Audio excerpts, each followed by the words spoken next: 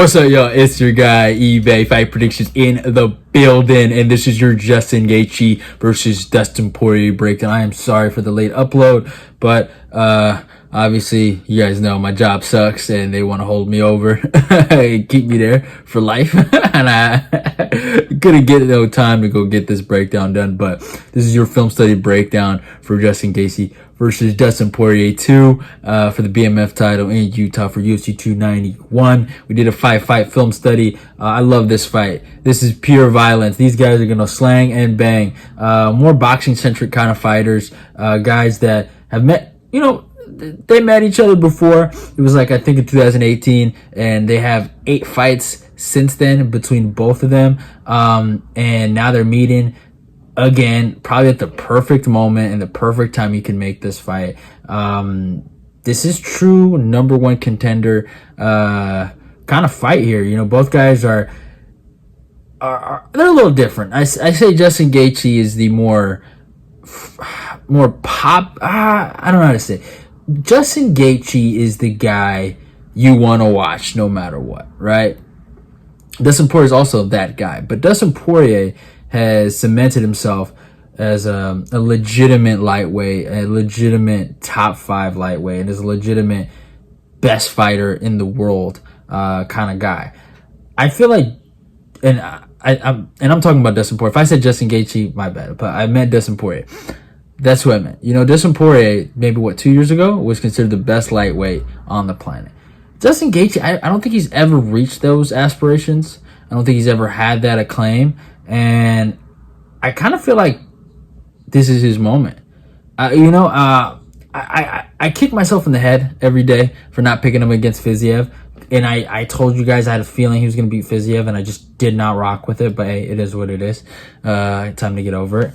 But my point is that, they're running this back. And when they fought the first time, Justin Gaethje had all this hype. He was a young man.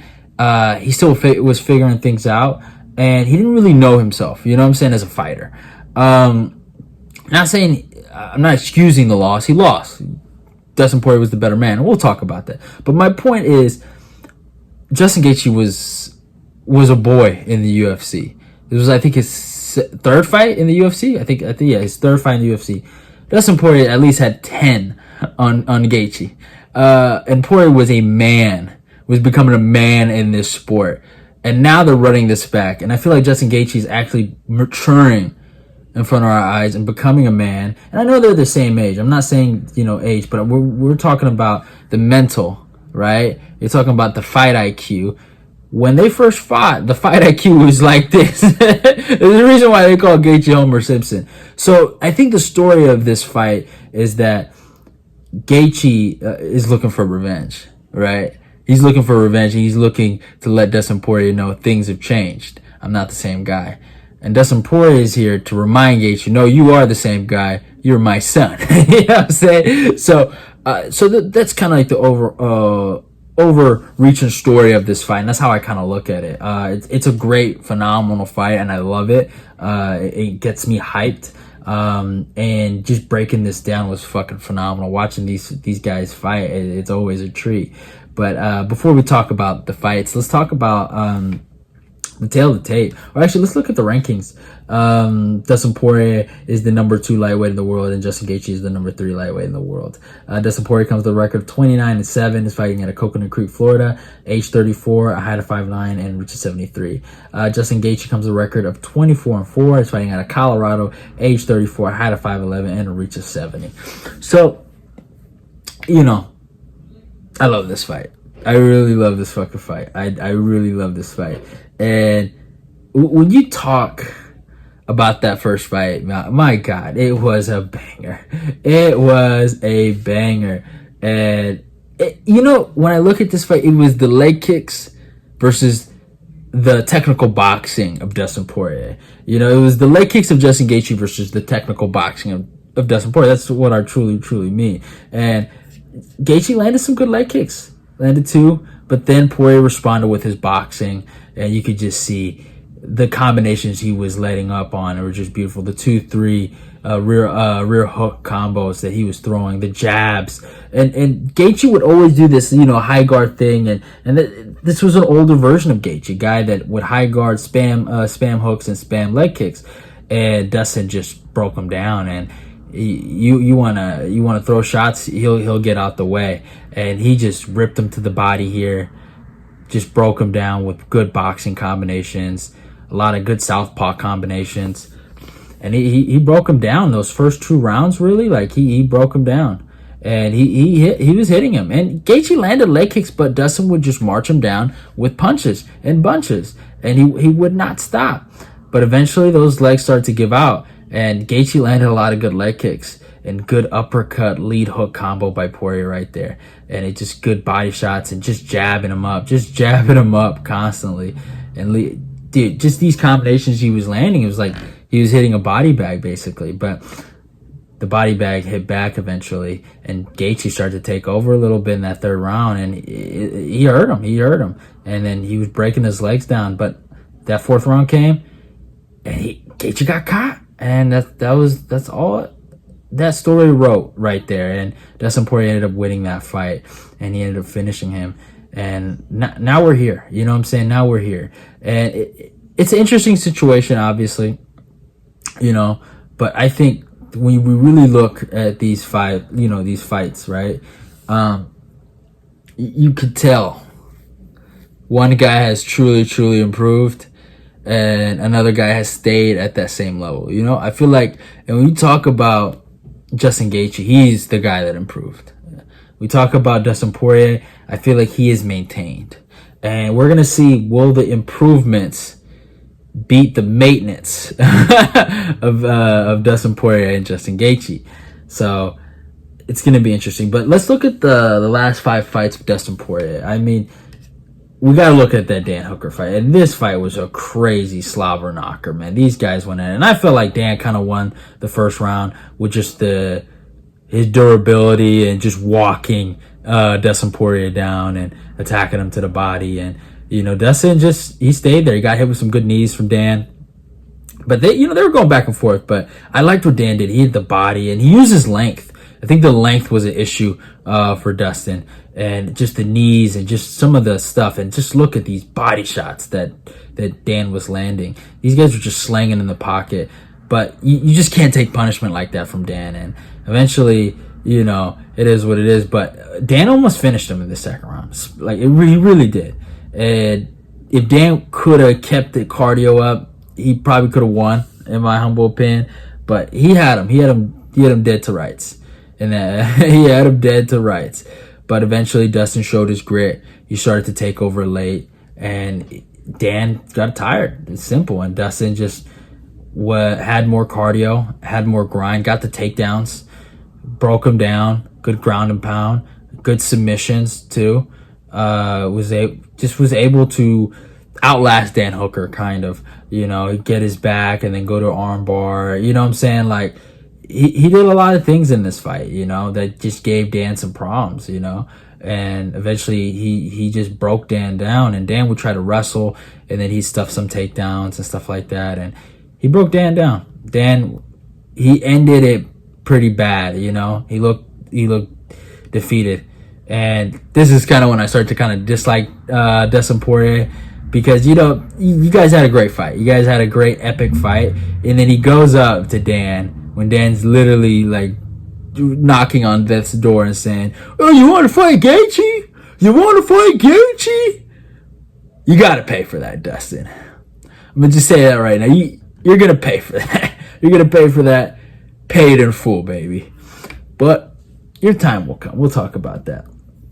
So then obviously Dustin beats Dan, and then he gets the Conor McGregor fight. And in this fight, in this rematch, actually, he did some really good things in this fight. He got the takedown initially. That was really big for him. But you could tell Conor was the better boxer out of the two. Just the 1-2s that were landing. Then he would go to variations of jabs, ending with 2s, and he just was lighting him up. But then Dustin started to counter him with lead hooks, leg kicks, and he broke Conor down with the leg kicks, honestly. And Conor would try to respond, but it wasn't good enough, and Conor's leg was compromised, and And then Dustin got the finish. He got the finish. He finished him, and it was great game planning, and it was the moment where Dustin was recognized as the best lightweight in the world. And it was his best opportunity to become a champion. I feel like this year in particular was his year to become a champion. And yeah, and he obviously runs it back with Conor. And Conor did some good things, you know, some things that Gaethje can really look at. I feel like in this trilogy fight, you know, it was the leg kicks. Conor landed a lot of leg kicks.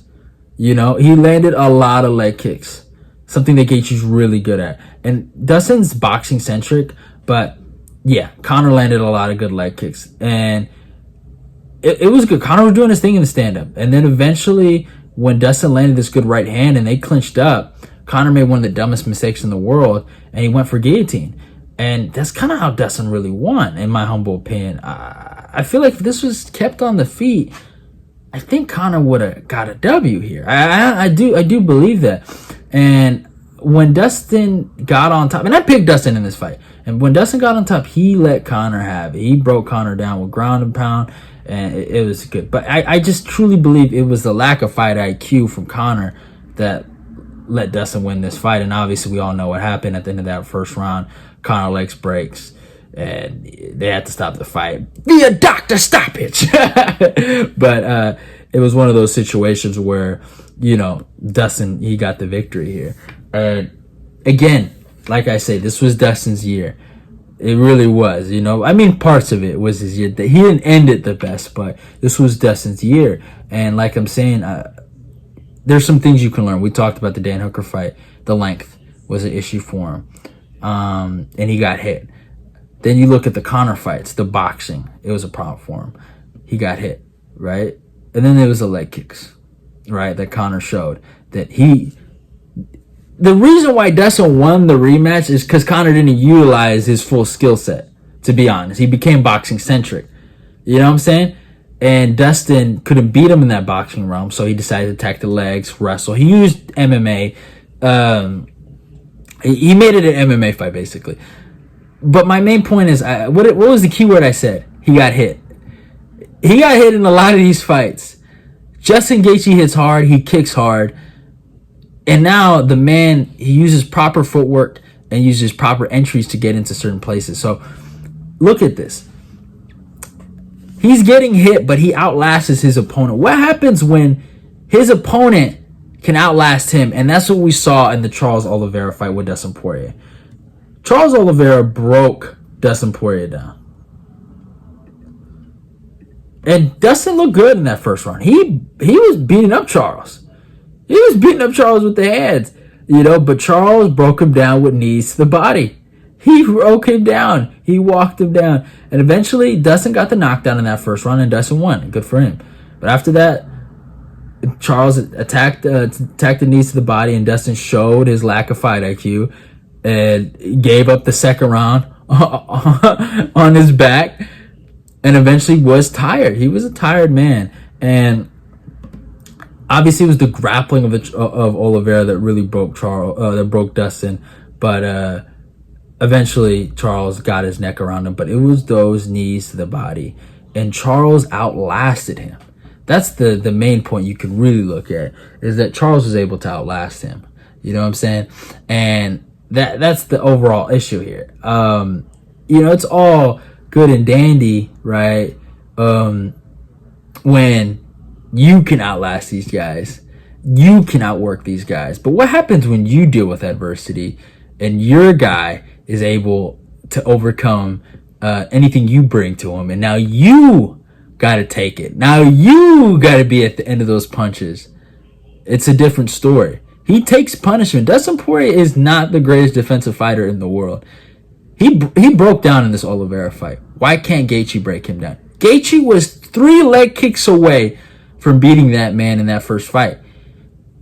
It's going to be a different story. If you really watch this fight, it's going to be a different story. So then Dustin Poirier fights Michael Chandler. And he took punishment here. And it was a good fight.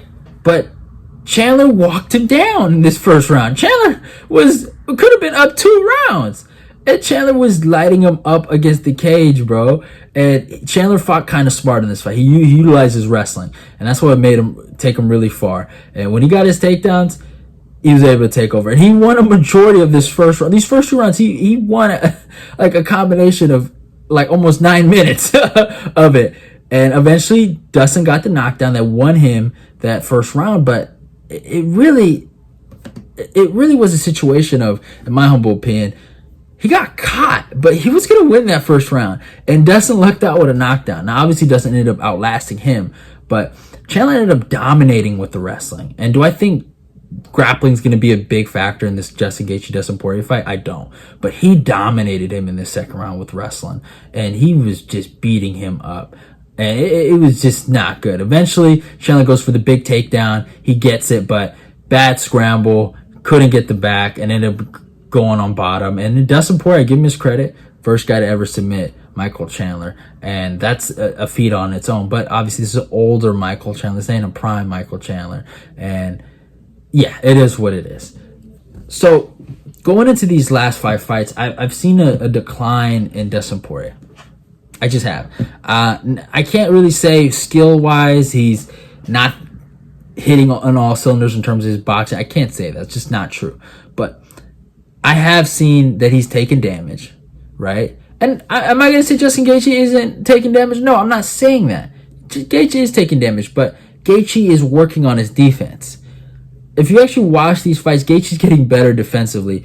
Dustin Poirier is, I feel like, is having some deficiencies in his defense. And you can say, oh, he's using a little like weird like Philly shell modification, and he's deflecting punches with his shoulder. You could say with all that, but he is getting hit. He got hit against Dan Hooker. He got hit against fucking Michael Chandler, and that's just God honest truth. He got broken down by Charles Oliveira. He was gasping for air for after all those knees to the body.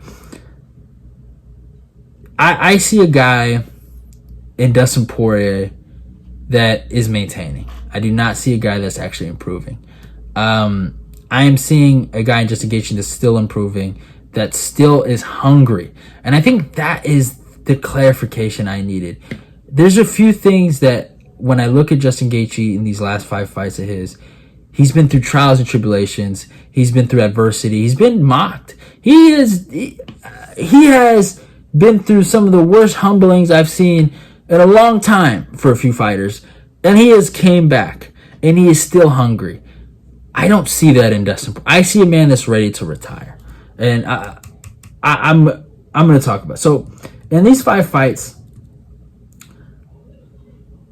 when I talk about Justin Gaethje and what he's accomplished, you're going to see improvements. So let's talk about the Tony Ferguson fight. This was the fight where patient Gaethje was invented, and in this fight, I feel like you could just say one word: the right hand.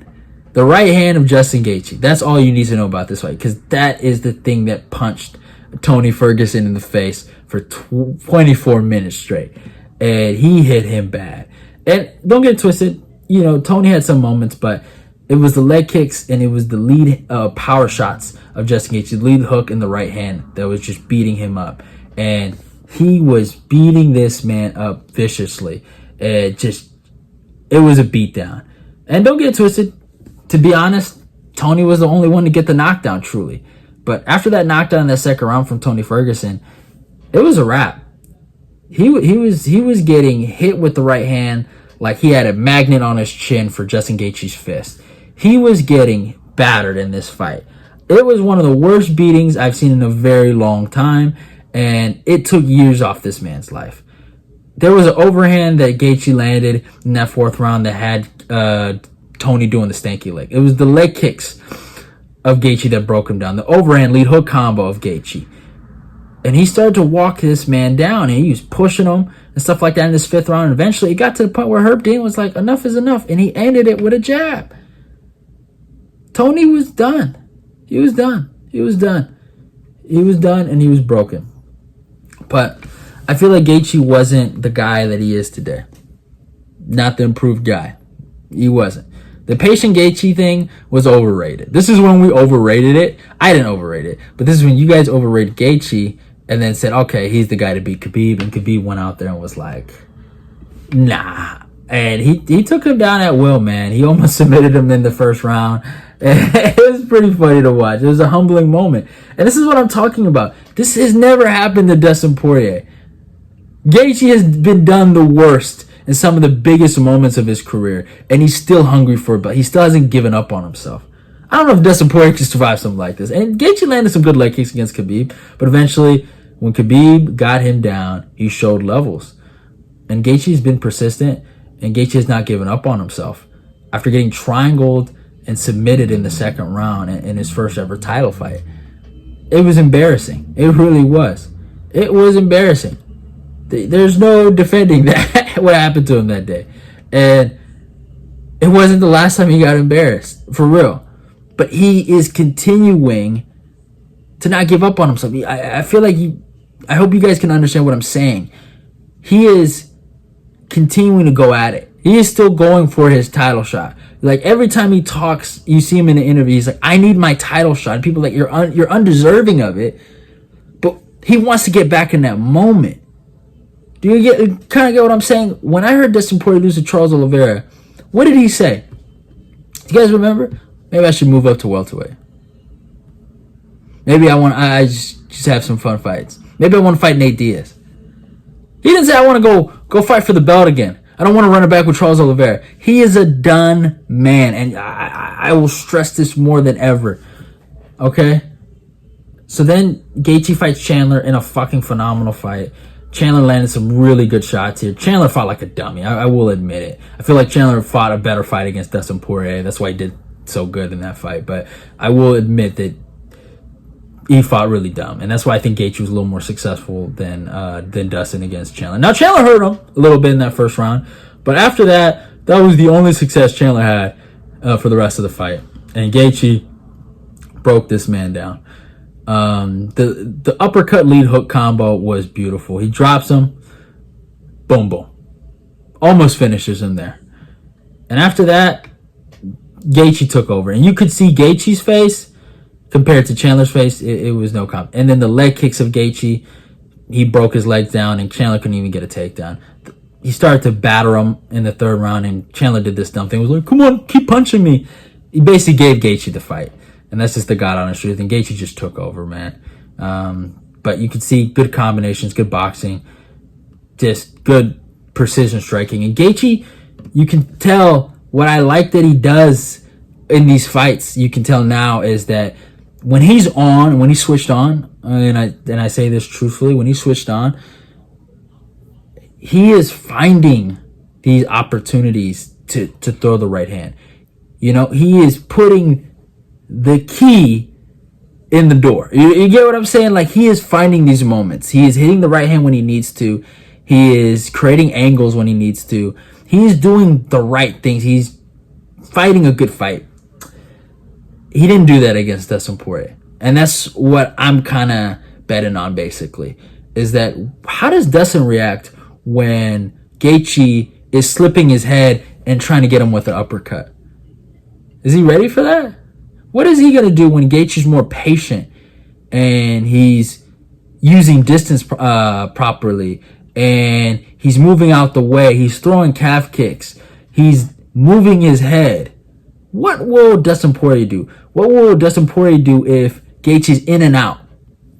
You know? Those are questions you got to ask yourself.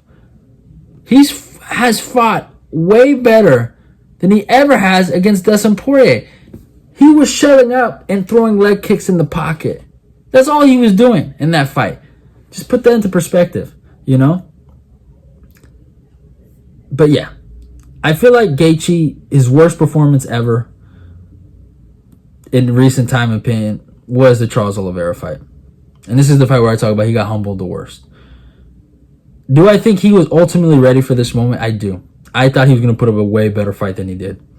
Did I pick Gaethje against Charles Oliveira? No, I didn't. I thought the grappling edge was way too big for Oliveira. But I don't think he lost because of the grappling. I think he lost straight up because of the striking, and he fought really dumb. Now, this is the only thing that scares me. Charles Oliveira put pressure on him and forced him into a brawl, and he didn't know what to do. He didn't know how to get out, and he brawled with Oliveira, and he fought stupid. He regressed in this fight. I will admit that. And he fought really dumb. And Oliveira, in the first minute, I think stunned him. The first initial shot. And Gaethje got the 2 knockdowns. He did. But besides that, and you can even say one of the knockdowns are pretty fake, he fought really dumb. He threw a lot of dumb shots, and Oliveira walked him down, fucking threw flying knees at the guy, like it was nothing. It just broke him down with a variety of strikes, and Gaethje didn't know how to counter properly besides throwing a wide hook. Now, this is the fight where you look at where Dustin Poirier can go out there and be like, okay, if I put pressure on this guy, he's not going to create angles. He's not going to move his legs. He's not going to, go in and out. If I try to play technical for technical, I think Justin Gaethje actually beats him.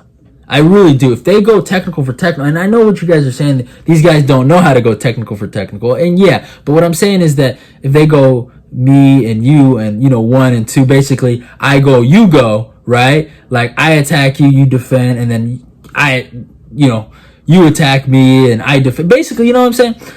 If they play that if they play chess, basically, in that fight, it could be a thing. But if Dustin Poirier says, I'm going to walk this guy down, I'm going to pressure on him, he's going to brawl with me. If Dustin wants hope that he can bring out that same guy, you got to watch this Charles Oliveira fight. And Charles broke him down. And he eventually knocked him down. He almost knocked him out and then submitted him. It was the most humbling moment I've ever seen for Justin Gaethje. This is a fight he should have retired at. Any lesser man would have retired. If you would have seen the shit this man talked before the fight, it was insane. He was mocked. He was hated on. But he came back. He truly came back and fought Rafael Fiziev, one of the best strikers at lightweight, and taught him how to box and put it on him. And this was a sensational performance. The leg kicks of Justin Gaethje was good. And this is why I think Justin Gaethje beats Dustin. If this man can fight how he fought against Fiziev, he will break Fiziev.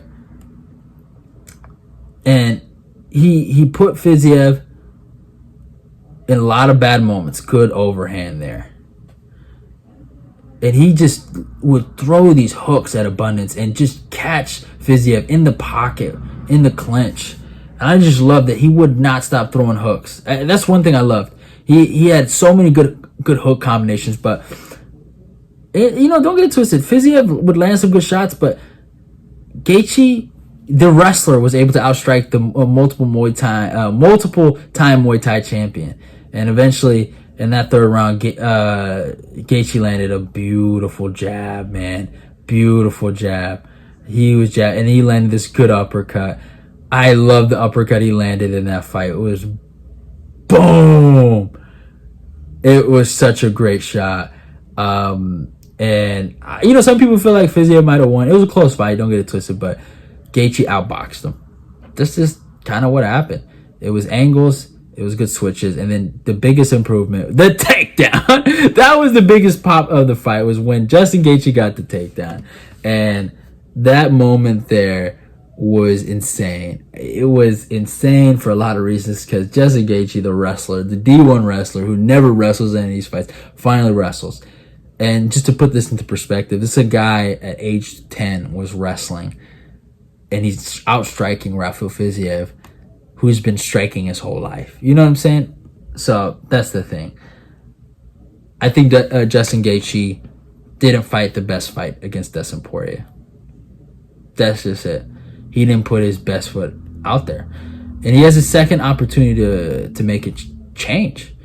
And I'm taking the chance on the guy from Colorado that has a chip on his shoulder, that has something to prove, that wants to be back in title talks worse than he wants to breathe. I'm going to take that guy over the guy that's ready to retire. The guy that he does all this fucking nonsensical, nice guy bullshit, but talks shit to you in the octagon and do this and that. I'm going with Justin Gaethje. for one simple reason. I saw on Ariel Helwani, Dustin Poirier admit that he did not train in Utah, and I'll show you the clip right here. Yeah, I'm going to go there probably 8 or 9 days, maybe 8 days in advance, that way I have good sleep and get my body used to that. But I don't know. In the words of my boxing coach, when we talked about it, when this fight started unfolding, he said he don't care. It can be on space. It could be in space. That I'm a high conditioned combat athlete and I can fight anywhere for however long. So that's what we're going into this with. 8 or 9 days before. Most people are going out, like, I know you're not Ben Rothwell, but he said he fought in Denver and he came out like a month before. And I know you're not a 280-pound heavyweight, but 8 or 9 days, that's not a lot of time. No, I'll be the judge of that. All right. And I forgot that I saw the clip. That man said it out of his damn mouth that he's not training in Utah. I saw what happened to Luke Rockhold, who has great cardio. I saw what happened to Leon Edwards, who has great cardio too. I mean, he's shown. All right, I'm not gonna say Leon has great cardio, but he has shown an ability to go 5 rounds. Okay, be fair. I saw what happened. I'm picking the guy that trains in Colorado every day.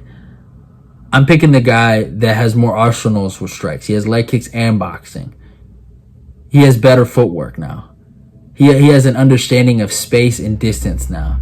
He has an understanding of counters now. He's not playing checkers while Dustin Poirier is playing chess. Now he is playing chess with Dustin Poirier, and I say he beats Dustin Poirier. I think we're going to finally see Dustin Poirier crack. The perennial number one contender, the perennial number one guy besides the champion in Dustin Poirier. I think his time has come. And that Dan Hooker thing, you're going to pay, big dog. You're going to pay. And you know what? I'm going to talk to my guy, Ed. If Dustin Poirier loses this fight like how I think he's going to lose this fight, pack watch coming soon, buddy. Pack watch coming soon. So all the shenanigans you do inside the octagon, I think it catches up to you. And I think the best way for you to lose is to a guy you never thought would beat you and a guy you think you're better than. Justin Gaethje and Homer Simpson, I believe. He beats you in the 4th round. I got Justin Gaethje, y'all. That's my pick. I'm picking the guy that actually trains in Colorado. I'm picking the guy that has improved. I'm not picking the guy that is maintaining. That's kind of my breakdown on how I see this fight going. I got Justin Gaethje here, getting it done. But hope you guys enjoyed the video. Love y'all. Goodbye. It's your boy. The Alex Pereira versus Jan Blachowicz film study breakdown will be coming out pretty soon too. But I just got to get this done. But love y'all. Goodbye. I'm really happy I got this done. But yeah, go follow me on Instagram. Go follow me on my Twitter. And yeah, Dustin. Backwoods coming soon, buddy. Backwoods coming soon, buddy. But love you and goodbye. All right, see ya.